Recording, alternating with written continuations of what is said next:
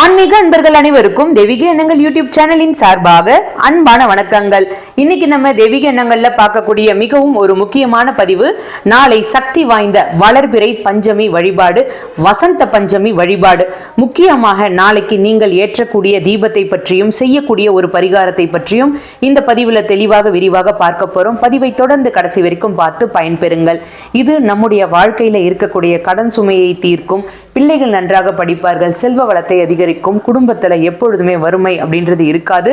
நாளைக்கு இந்த வசந்த பஞ்சமி வழிபாடை செய்யும் பொழுது தெய்வீக எண்ணங்கள் சேனலை இப்பதான் நீங்க முதல் முறையா பாக்குறீங்கன்னா கீழே இருக்கிற சப்ஸ்கிரைப் பட்டனை கிளிக் பண்ணிக்கோங்க, பக்கத்துல இருக்கிற பெல் பட்டனையும் கிளிக் பண்ணிக்கோங்க.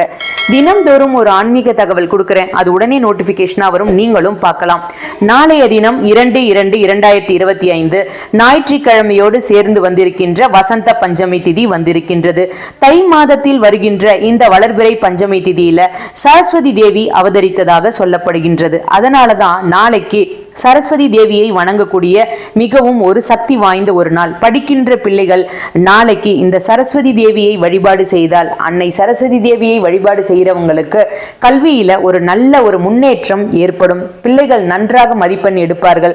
அடுத்ததாக மாதந்தோறும் வரக்கூடிய வளர்பிறை பஞ்சமி திதி அப்படின்றதுனால எல்லோருக்குமே தெரியும், வராகி அன்னையின் வழிபாட்டை தவறாமல் பண்ணணும். ஆக மொத்தம் நாளைக்கு பெண் தெய்வங்களை வழிபாடு செய்வதற்கு ஒரு உகந்த மாதம் அப்படின்னு சொல்லலாம். ஷியாமலா நவராத்திரி நடந்து கொண்டிருக்கின்றது. ஜனவரி 30ஆம் தேதி ஷியாமலா நவராத்திரி துவங்கி இது பிப்ரவரி 7ஆம் தேதி வரைக்கும் 9 நாட்கள் இருக்கு. இந்த 9 நாட்களும் படிக்கின்ற பிள்ளைகள் வீட்டில் என்ன மந்திரம் சொல்லணும், என்ன விளக்கு ஏற்றணும் அப்படின்ற பதிவு ஏற்கனவே நம்ம சேனல்ல கொடுத்துருக்கேன். அதை பார்த்து நீங்க பயன்பெறுங்கள். நாளைக்கு 4வது நாள், இந்த ஷியாமலா நவராத்திரி 4வது நாள் வசந்த பஞ்சமியா கொண்டாடுறோம். அதனால குளிர்காலம் நிறைவடைந்து முடிவடைந்து வசந்த காலம் துவங்க ஆரம்பிச்சிடுது அப்படின்றதோடைய அர்த்தம் தான் இந்த தை மாதத்தில் வரக்கூடிய இந்த வசந்த காலம் அப்படின்னு சொல்லுவோம். அதுலேயும் முக்கியமாக பஞ்சமி திதி அப்படின்னா எல்லோருடைய வாழ்க்கையிலையும் வசந்தம் வீசக்கூடிய ஒரு நாள். நம்முடைய வீட்டில் முக்கியமாக பார்த்தீங்கன்னா செல்வ வளம் அதிகரிப்பதற்கு, கடன் குறைவதற்கு முக்கியமாக இந்த வசந்த காலத்தை நம்ம பயன்படுத்திக்கணும். என்னென்ன பண்ணணும் அப்படின்றத பார்த்துடலாம். இந்த வழிபாடு மிகவும் எளிமையான வழிபாடு தான். வீட்டில் இருக்கக்கூடிய பெண்கள் என்ன பண்ணணும் அப்படின்றத பார்த்துடலாம். நீங்கள் இப்படி நாளைக்கு வழிபாடு செய்தாலே போதும், அதீத சக்தி கிடைக்கும். குடும்பத்தில் இறை அருள் அப்படின்றது கண்டிப்பாக இருக்கும். இது வரைக்கும் நடக்காத காரியங்கள் எதுவாக இருந்தாலும் அது நடக்க ஆரம்பிக்கும்.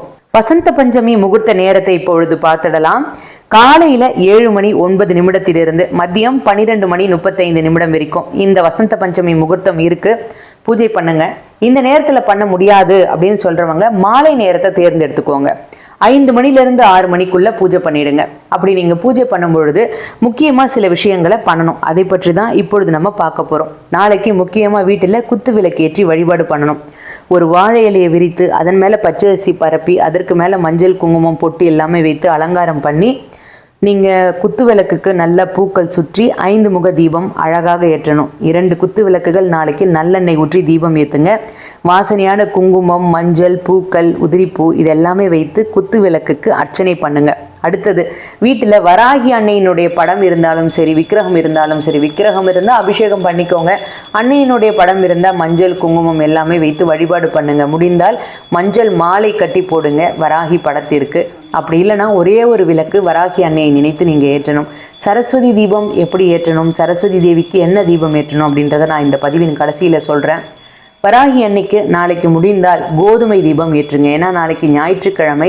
இந்த ஒரு தீபத்தை தவறாமல் அனைவரும் ஏற்ற வேண்டும். வசந்த பஞ்சமியில் நாளைக்கு கோதுமை தீபம் ஏற்றுங்க. இந்த கோதுமையை மறுநாள் எடுத்து நீங்கள் காக்கை குருவிகளுக்கு திங்கட்கிழமை காலையில் உணவாக வச்சிருங்க. இதன் மூலமாக உங்களுடைய கர்ம வினைகளின் தாக்கம் குறைய ஆரம்பிக்கும். குடும்பத்தில் சுபிக்ஷம் ஏற்பட ஆரம்பிக்கும். வராகி அன்னைக்கு நெய்வேத்தியமாக பானகம் வைக்கலாம், கொய்யாப்பழம் வைக்கலாம், கிழங்கு வகைகளை வைக்கலாம், மாதுளை முத்துக்கள் வைங்க. இது செல்வ வளத்தை அதிகப்படுத்தும். ஏன்னா வளர்பிறை அப்படின்னும் பொழுது நமக்கு செல்வம் அதிகமாக கிடைக்கக்கூடிய ஒரு நாள் அப்படின்னு சொல்லலாம். எது எல்லாம் நமக்கு அதிகமாக வேணுமோ அதை இந்த வளர்பிறை நாட்களில் பிரார்த்தனை பண்ணிக்கலாம். அடுத்தது சரஸ்வதி தேவியை வழிபாடு செய்வதற்கு உகந்த ஒரு நாள் அப்படின்னு சொன்னோம். அதனால் நீங்கள் நாளைக்கு சரஸ்வதி தேவிக்கு முக்கியமாக பார்த்தீங்கன்னா வெள்ளை நிறப்பூக்கள் வைங்க, மஞ்சள் நிறப்பூக்கள் வைங்க, ஆவாரம் பூ எடுத்துகிட்டு வந்து வைங்க. கிடைச்சதுன்னா வைங்க. அப்படி இல்லைன்னா வெண் தாமரை, மல்லிகைப்பூ, இந்த மாதிரி மஞ்சள் சாமந்தி இது எல்லாமே வைங்க. நெய்வேத்தியமாக நீங்கள் வெள்ளை நிற பொருட்களை பாயசம், பால் பாயசம் நெய்வேத்தியமாக வைக்கலாம். மஞ்சள் நிற பொருட்களால் நெய்வேத்தியம் வைக்கலாம். அடுத்தது மஞ்சள் நிற பொருட்களை தானம் பண்ணுங்க.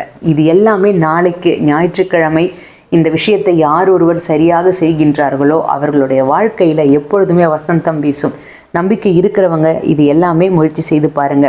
மகாலட்சுமி அஷ்டோத்திரம் நாளைக்கு தவறாமல் ஒலிக்க விடுங்க. பூக்களால் குத்து விளக்கு நீங்கள் அர்ச்சனை பண்ணிக்கோங்க. ஒரே ஒரு நெய்வேத்தியமாவது வைக்கணும் அப்படின்னு நான் சொன்னேன். ஒரு பிரார்த்தனையை வைங்க அம்பாள் கிட்ட, கண்டிப்பாக அது நடக்க ஆரம்பிக்கும். துர்கா தேவி, சரஸ்வதி தேவி, லக்ஷ்மி தேவி முப்பெரும் தேவியர்களையும் வழிபாடு செய்யக்கூடிய ஒரு அற்புதமான ஒரு நாள் இந்த வசந்த பஞ்சமி நாள். கேட்ட வரத்தை கேட்டபடி கண்டிப்பாக உங்களுக்கு கொடுப்பாள் அன்னை. உங்களுக்கு அந்த வரங்கள் எல்லாமே வீடு தேடி வரும். வீடு சுபிக்ஷமாக இருக்கும். குங்கும அர்ச்சனை, பூக்களால் அர்ச்சனை இதெல்லாமே செய்யுங்க. தீப தூப ஆரத்திகள் எல்லாமே காமிங்க. உங்களுடைய வேண்டுதல் எல்லாமே முடிச்சுக்கோங்க. நாளைக்கு குடும்பத்தோடு உட்கார்ந்து இந்த வழிபாட்டை பண்ணுங்க. நாளைக்கு இந்த கோதுமை தீபம் ஏற்றும் பொழுது சரஸ்வதி தேவியின் முன்பாக என்ன பண்ணுங்க, நீங்கள் பிள்ளைகளுடைய புத்தகங்கள், பேனா எல்லாமே வைத்து வேண்டிட்டு மறுநாள் காலையில் எடுத்து படிக்க சொல்லுங்கள். வராகி அன்னைக்கு முன்பாக 5 ரூபாய் நாணயத்தை நீங்கள் வைத்து ஒரு அகல் விளக்கு ஏற்றுங்க. கோதுமைக்கு மேலே ஒரு அகல் வைத்து நாளைக்கு பசுநெய் ஊற்றி தீபம் ஏற்றுங்க. நல்லெண்ணெய் ஊற்றி தீபம் ஏற்ற வேண்டாம். பசுநெய் ஊற்றி அதில் பஞ்சுத்திரி போட்டு தீபம் ஏற்றுங்க. அந்த கோதுமைக்கு மேலே 5 ரூபாய் நாணயத்தை வச்சுக்கோங்க. இந்த 5 ரூபாய் நாணயத்தை எடுத்துகிட்டு வந்து பணம் வைக்கிற இடத்துல வச்சுக்கோங்க. இது ரொம்பவும் எளிய பரிகாரம் தான், ஆனால் சக்தி வாய்ந்த பரிகாரம். நம்பிக்கையோடு முயற்சி செய்து பாருங்கள், நல்லதே நடக்க ஆரம்பிக்கும். ஓம் வாராகி தாயே போற்றி. நாளைக்கு சரஸ்வதி பூஜை தவறாமல் பண்ணணும். எந்த மந்திரத்தை சொல்லணும் அப்படின்றதும் நம்ம சேனலில் பதிவுகள் இருக்குது, அதையும் பார்த்து பயன்பெறுங்கள். வாழ்க வளமுடன். இன்றைக்கி நான் கொடுத்த இந்த பதிவு உங்களுக்கு பயனளிக்கக்கூடியதாக இருக்கும்னு நான் நினைக்கிறேன். இந்த வீடியோ பிடிச்சிருந்தால் லைக் பண்ணிக்கோங்க. உங்களுடைய நண்பர்களுக்கும் உறவினர்களுக்கும் ஷேர் பண்ணுங்கள். அவர்களும் இதன் மூலமாக பயன்பெறட்டும். தெய்வீக எண்ணங்களில் இதே மாதிரி நிறைய ஆன்மீக தகவல்கள்லாம் இருக்குது, தவறாமல் பாருங்கள். இன்னும் நீங்கள் தெய்வீக எண்ணங்கள் சேனலை சப்ஸ்கிரைப் பண்ணாமல் இருக்கீங்கன்னா கீழே சப்ஸ்கிரைப் பட்டன் இருக்குது, சப்ஸ்கிரைப் பண்ணிக்கோங்க. பக்கத்திலே பெல் பட்டன் இருக்குது. தினமும் நான் கொடுக்கக்கூடிய ஆன்மீக தகவல் உடனே நோட்டிஃபிகேஷனாக வரும், நீங்களும் பார்க்கலாம்.